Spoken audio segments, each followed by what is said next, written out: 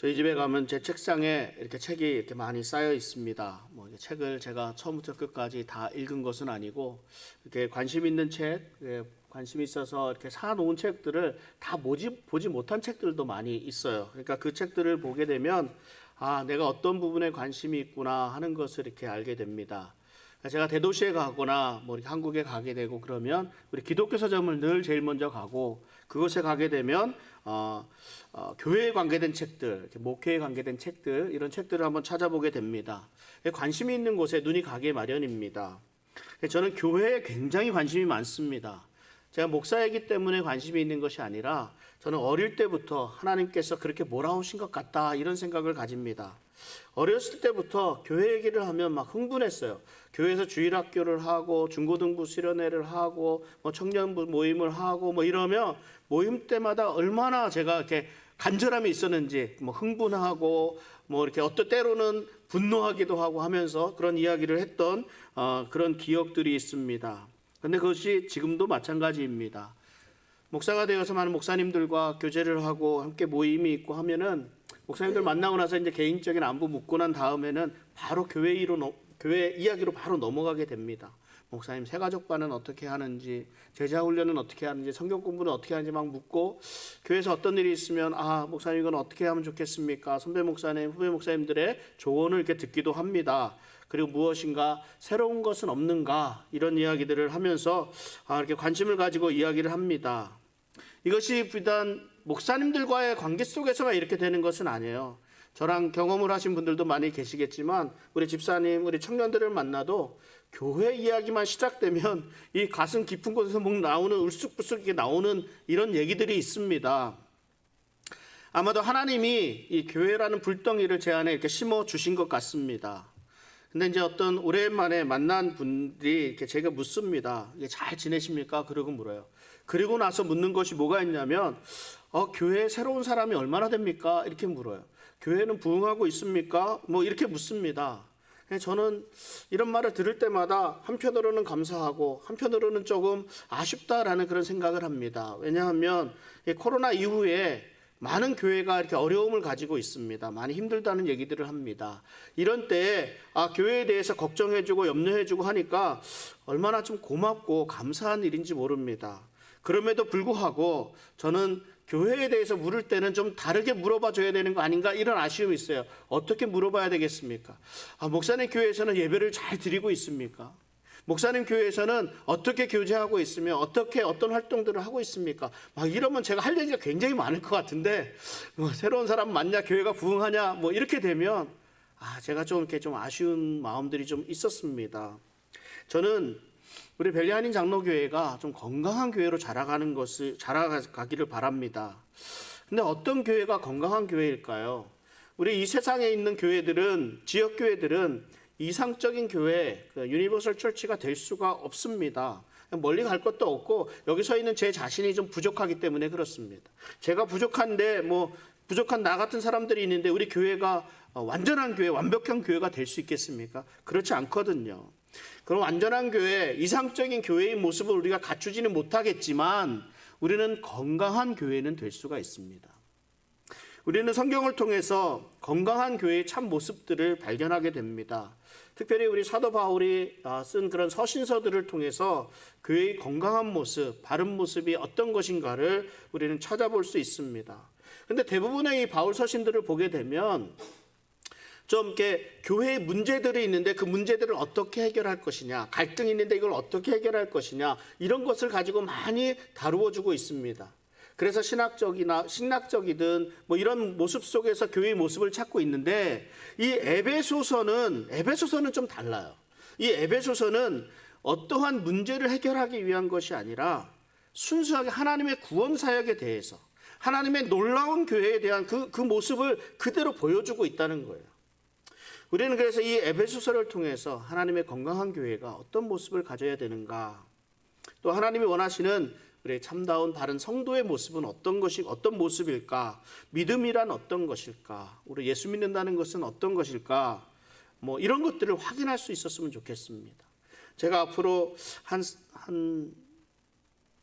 16주 정도 생각하고 지금 에베소서의 말씀을 나누고자 합니다. 그래서 우리 벨리 한인 장로교회를 통해서 또한 우리 성도님들에게 하나님이 원하시는 것이 무엇인가, 어떤 교회를 세워가는 것을 원하시고 우리 성도님들이 어떻게 신앙생활하기를 원하시는가, 이런 부분을 깨닫게 되는 좋은 기회가 되었으면 좋겠습니다. 이 에베소라는 도시는 옛날엔 소아시아라 그래요. 지금의 터키, 터키도 아니죠. 터키도 이름이 튀르키예로 바뀌었죠. 이 튀르키예 서쪽에 가장자리에 있는 도시입니다. 그러니까 해안에서 해안도로를 따라가는 도로와 로마에서 그 아시아 쪽으로 통하는 도로의 그 만나는 중점에 있기 때문에 굉장히 경제적으로, 상업적으로, 종교적으로 중심지가 되었던 곳입니다. 이 에베소라는 도시가 얼마나 컸냐면 220년에 걸쳐서 지어진 신전이 있습니다. 아테미 신전이라고, 그 다산의 여신 아테미 신전이 있었고 2만 5천 명 정도를 수용할 수 있는 원형극장이 있었습니다. 그리고 맹수들과 사람들이 격투를 벌였던 그런 장소들도 있었고, 이런 그 대규모 집회 장소들이 있는 것으로 보아서 그 도시가 굉장히 큰 도시였다는 것을 알 수 있습니다. 그리고 역시 에베소 교회 역시 다른 도시들에 있는 교회들과 마찬가지로 사도 바울이 개척해서 세운 교회입니다. 요한계시록 2장에 보면 예수님이 승천하신 주님이 사도 요한에게 나타나셔서 7교회에 대한 말씀을 하십니다. 그 7교회에 대한 말씀을 하시는데 가장 먼저 소개를 하는 것이 바로 이 에베소 교회입니다. 예수님은 에베소 교회를 복음으로 인해서 많이 수고했다고 칭찬하십니다. 여러 가지 박해 가운데서도 인내하면서 믿음을 지킨 교회라 이렇게 칭찬하셨습니다. 또 윤리적으로 깨끗해서 좀 악한 자들이 함께하지 못한 경건한 교회라고 인정해 주셨습니다. 진리를 옳게 분별해서 거짓된 자들을 물리친 그런 정통교회라 이렇게 말씀도 하셨습니다. 매우 부지런하게 복음을 전파한 교회라 이렇게 칭찬하셨습니다. 그러니까 굉장히 많이 칭찬을 하셨어요. 다만 조금 부족한 점이 있다면 처음 사랑이 식어간다 이렇게 말씀하시면서 처음 행위, 그러니까 처음 사랑을 회복할 것을 말씀하셨습니다. 7교회들 가운데 다 책망을 받고 질책을 받았던 교회들이지만 에베소에는 이렇게 칭찬받은 일들이 굉장히 많았습니다. 어떻게 이 에베소 교회가 이렇게 좋은 교회, 건강한 교회가 될 수 있었을까요? 사도 바울이 먼저 에베소에 복음의 씨앗을 뿌려놓고 브리스길라와 아굴라 부부가 열심히 사역을 했고, 뒤이어서 아볼로가 교회를 위해 사역을 합니다. 이후 바울의 3차 전도 여행 때 바울이 이곳에서 3년 동안 머물게 됩니다. 이때 교회를 세우는 사도 바울의 모습이 사도행전 19장에 기록되어 있습니다. 나중에 집에 가서 사도행전 19장을 한번 쭉 읽어보시면 이런 내용들이 나옵니다. 3차 전도 여행 중에 에베소에 들어오게 된 사도 바울이 에베소에 있는 그 어느 사람 제자들을 이렇게 만나게 됩니다. 그리고 제자들에게 질문을 해요. 너희가 믿을 때에 성령을 받았느냐? 이렇게 묻습니다. 그랬더니 이 사람들은 아니 우리는 성령이 있음도 듣지 못했다 얘기를 해요. 예수님을 믿는 제자들이라고 생각을 하고 복음을 전하고 하는데 예수님의 성령에 대해서 알지 못했다는 말을 하는 거예요. 그래서 사도 바울이 이들이 받은 세례가 요한의 세례였습니다. 회개의 세례였어요. 바울이 예수님을 전하고 이들이 예수님을 받고 나서 이들에게 바울이 안수합니다. 그때 장면이 그렇습니다. 이들에게 성령이 임하셨다 말씀합니다.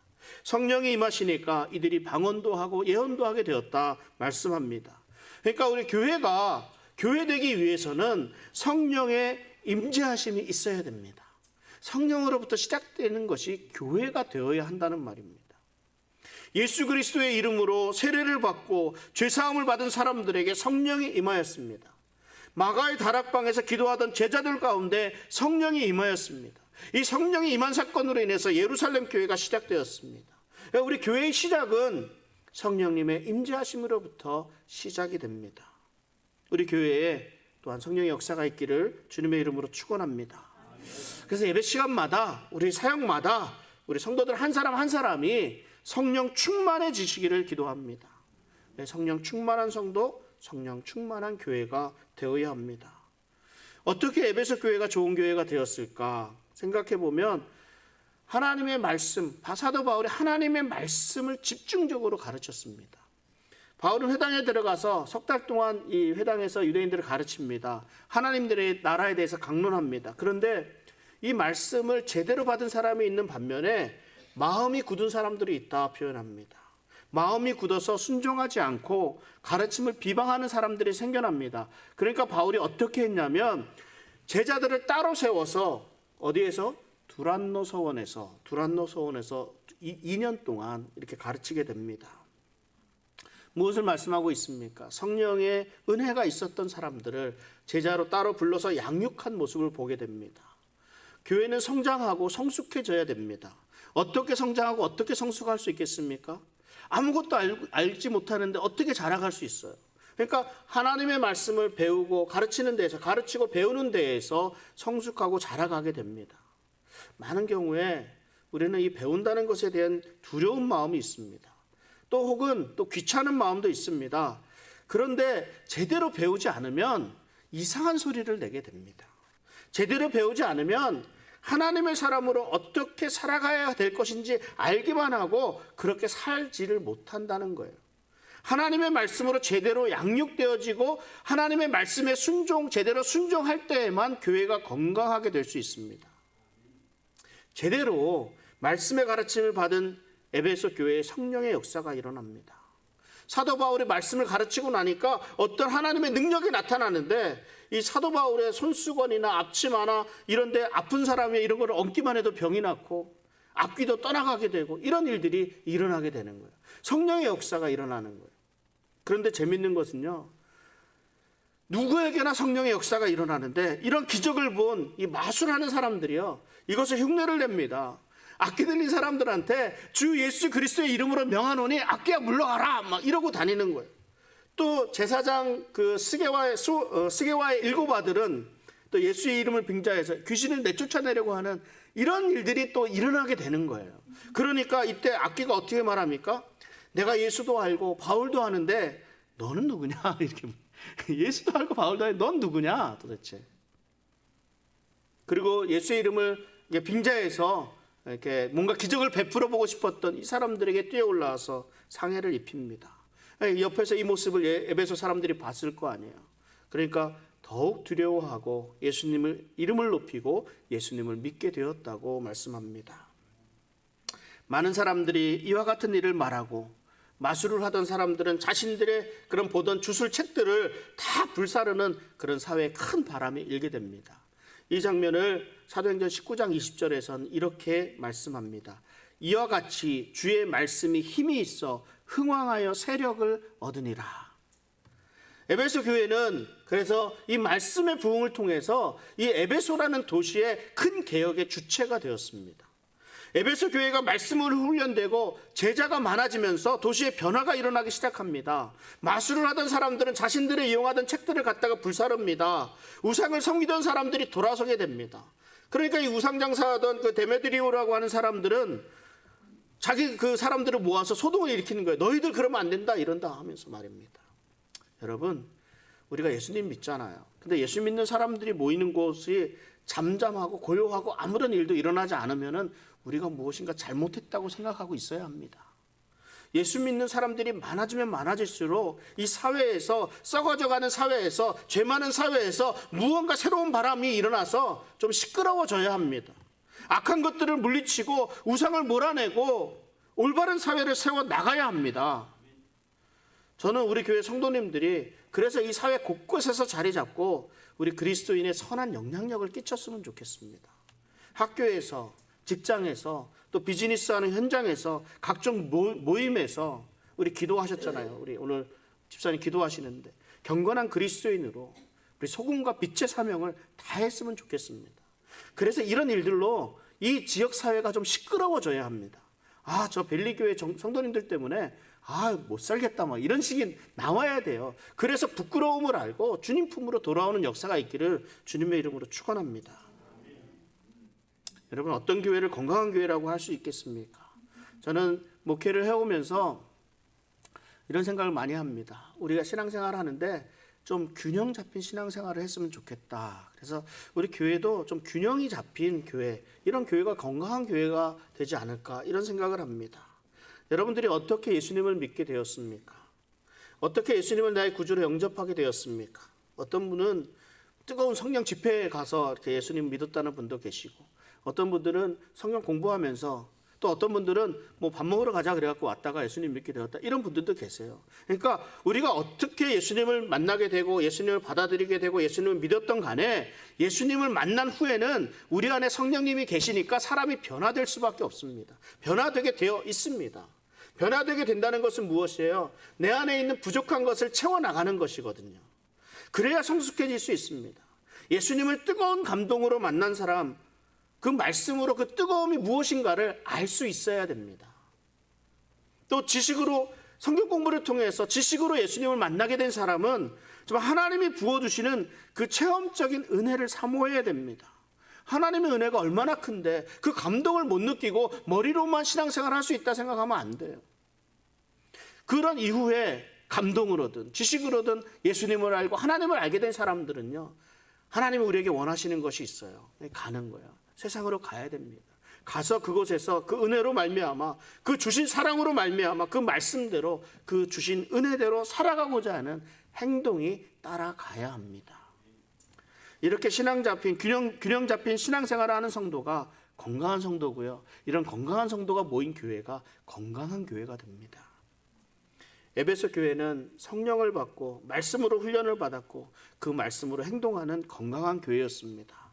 우리 벨리 한인 장로교회가 이와 같이 성령의 역사와 말씀, 그런 행동으로 이어지는 건강한 교회가 되어지기를 바랍니다. 바울에게 있어서요, 이 에베소 교회는 특별히 애착이 가는 교회였을 겁니다. 바울은 이 교회를 위해서 자신의 모든 것을 쏟아 부었습니다.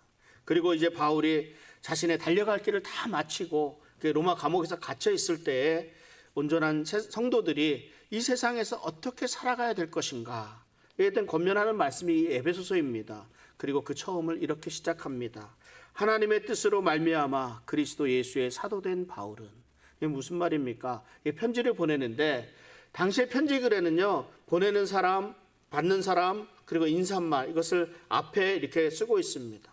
우리가 일반적으로 편지를 쓸 때는 앞에는 받는 사람, 인사말 이런 거 앞에 쓰고 제일 뒤에 뭐 이렇게 누가 보냄, 누가 드림 뭐 이렇게 쓰잖아요.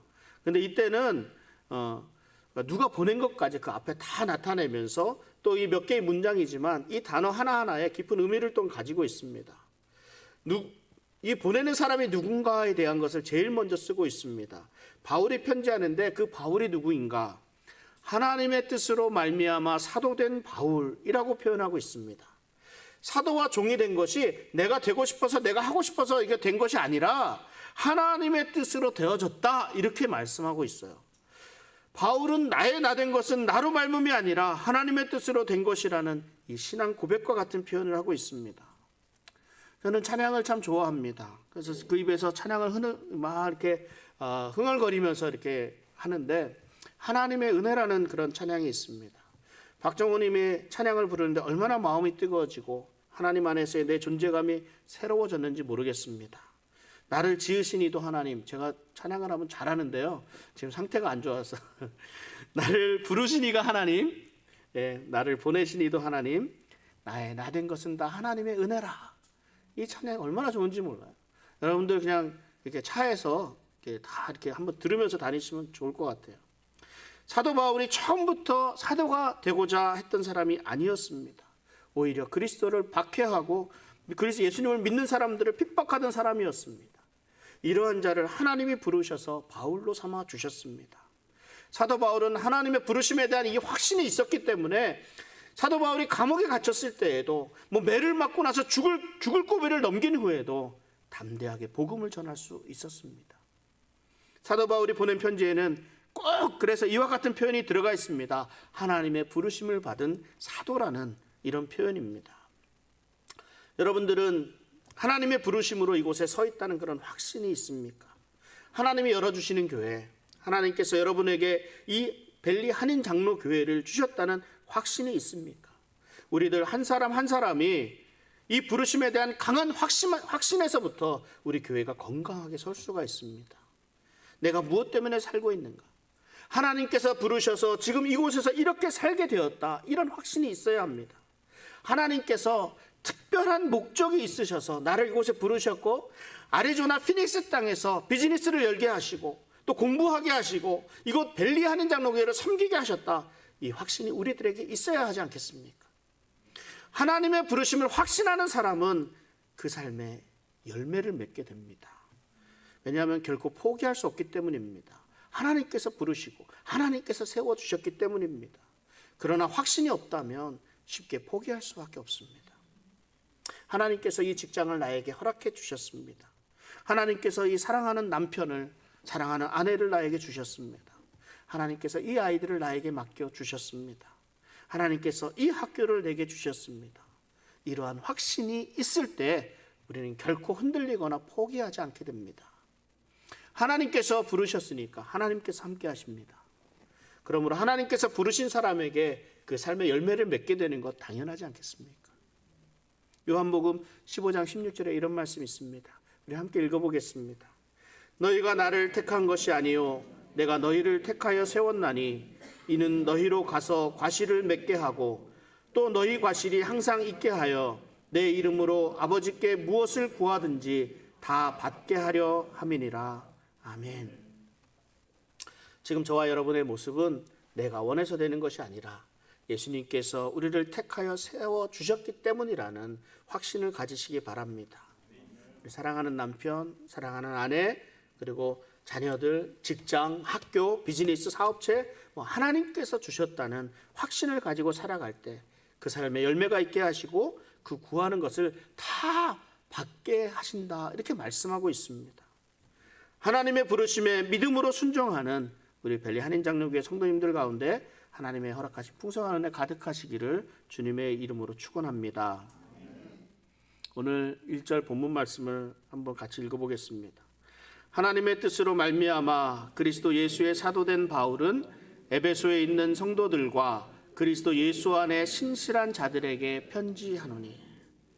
사도 바울은 이어서 에베소에 있는 성도들과 그리스도 예수 안에 신실한 자들에게 편지를 한다고 말씀합니다. 성도라고 하면 그게 어떤 말을 의미하고 있습니까? 좀 구별된 사람이라는 말이거든요. 일반적으로 구별된 사람, 누구와 구별되었습니까? 예수님 안 믿는 사람들과 구별된 사람이라는 거예요. 그런데 요즘에 성도라는 말이요, 정말 가볍게 사용됩니다. 성도는 주를 위해 살도록 구별된 하나님의 백성을 성도라고 합니다. 이게 얼마나 귀한 호칭인데 이 호칭을 좀 가볍게 여기는 것 같아요. 재밌는 것은요, 성도라는 말 그 자체에 있습니다. 우리가 그냥 성도라고 하면 별 어려움 없이 받아들입니다. 그런데 여러분들에게 당신은 성자이십니까? 이렇게 얘기를 해봐요. 성자라고 하면요, 내가 무슨 테레사 수녀도 아니고, 이건 좀 이렇게 받기 좀 어렵지 않습니까? 그런데 이것이 영어 표현이 어때요? 성도나 성자나 다 세인트라는 표현 아닙니까? 다 같은 말이거든요. 이 성도라는 말이 어디서 쓰였냐면 하나님의 백성으로 모인 무리들을 성도라고 하는데, 천사들을 가르칠 때, 거룩한 이스라엘을 가르칠 때, 교회를 지칭할 때만 사용된 말이 이 성도라는 말이에요. 얼마나 귀한 말입니까? 하나님의 부르심으로 구별된 사람들이 바로 우리들, 여러분들 성도라 부르심을 받는 사람들입니다. 여러분, 성도라고 불리는 것을 가볍게 여겨서는 안 됩니다. 그리고 그리스도 예수 안에 신실한 자들이라고 말합니다. 신실하다는 것이 뭐예요? 믿을만하다는 거 아니겠습니까? 또 믿음을 지키는 사람, 믿음을 실천하는 사람을 신실한 사람이라 합니다. 예수 믿는 사람은 신실한 사람이 되어야 합니다. 예수 믿는 사람은 신뢰가 갈 수 있어야 합니다. 그런데 예수 믿는다는 것하고 신실하다는 것하고 별개가 되어서 살아가고 있지는 않습니까? 여러분에게 도전하고 있는 거예요, 지금 제가. 여러분 스스로에게 물어보세요. 내가 그리스도인인가? 맞죠? 나 그리스도인이죠. 내가 예수님 믿잖아요. 그럼 나는 과연 신실한가? 나는 과연 믿을 만한가? 내가 믿을 수 있는 사람인가? 여러분 스스로에게 한번 물어보시기 바랍니다. 우리는 아직까지도 우리 믿음의 선배들의 덕을 많이 보고 있는 것 같습니다. 제가 목사라는 그런 직함을 가지고 있기 때문에 아직까지도 목사이기 때문에 믿어주시는 분들이 참 많이 있습니다. 제가 소개해드리는 사람도 믿고, 제가 하는 말도 믿고, 제가 행동하는 것도 믿어줍니다. 그런데 어떤 부분에서는 그렇지 않은 부분도 간혹 많이 이렇게 보이긴 하지만 말입니다. 저 사람은 예수 믿는 사람이니까 믿을 수 있다는 말을 좀 들어야 하지 않겠습니까? 어느 목사님이 이런 말씀을 하셨습니다. 교인과 교회가 내용 없이 부응하는 것은 저주다.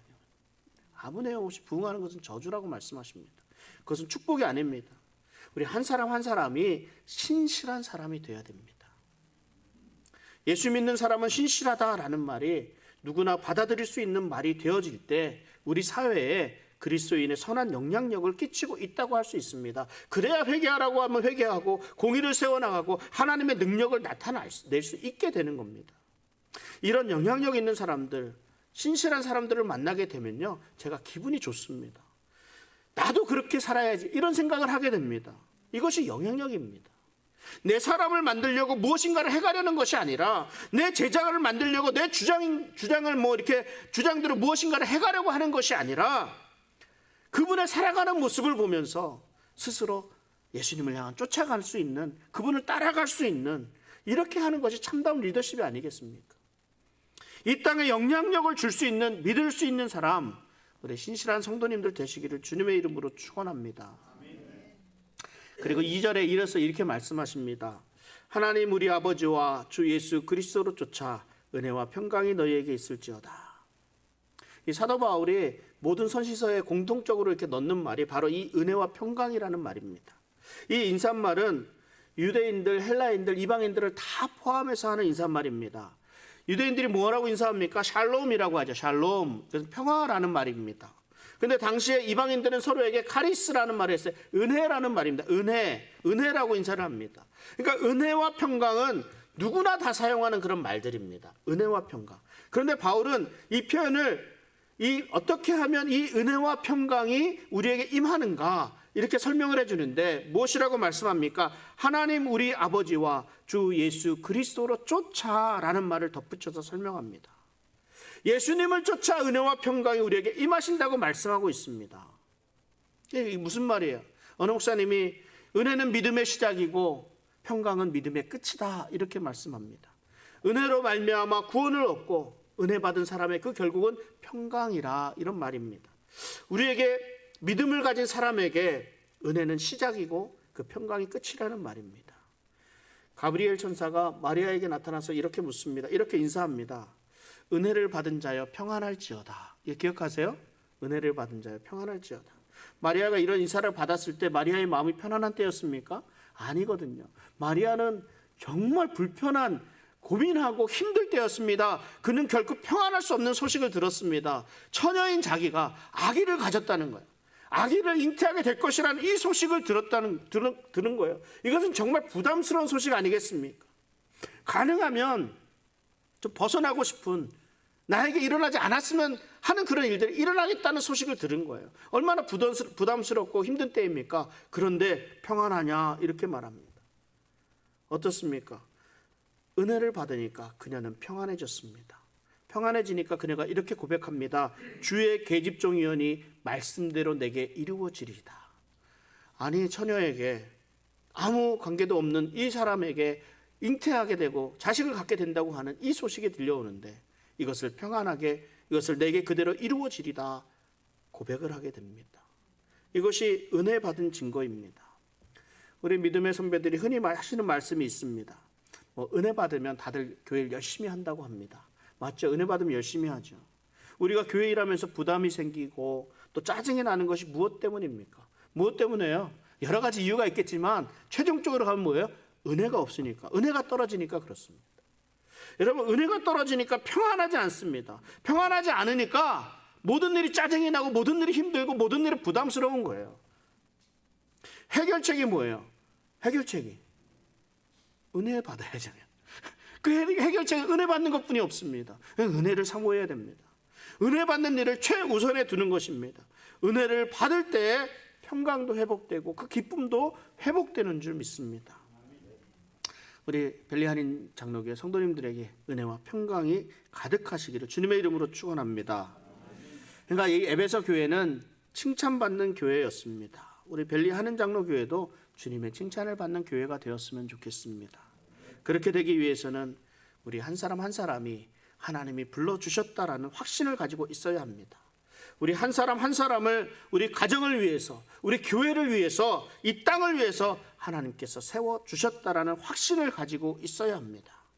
저는 사랑하는 우리 성도님들이 그리스도의 신실한 사람으로 많은 열매 맺으며 살아갔으면 좋겠습니다. 그 삶은 하나님으로부터 주 예수 그리스도를 쫓아서 내려오는 은혜를 힘입는 삶이 되어야 합니다. 하늘로부터 공급되는 충만한 은혜의 힘으로 하나님께서 부르신 삶, 열매 맺는 삶, 하나님의 기대에 부응하는 삶, 은혜와 평강이 가득한 삶 되시기를 주님의 이름으로 축원합니다. 기도하겠습니다.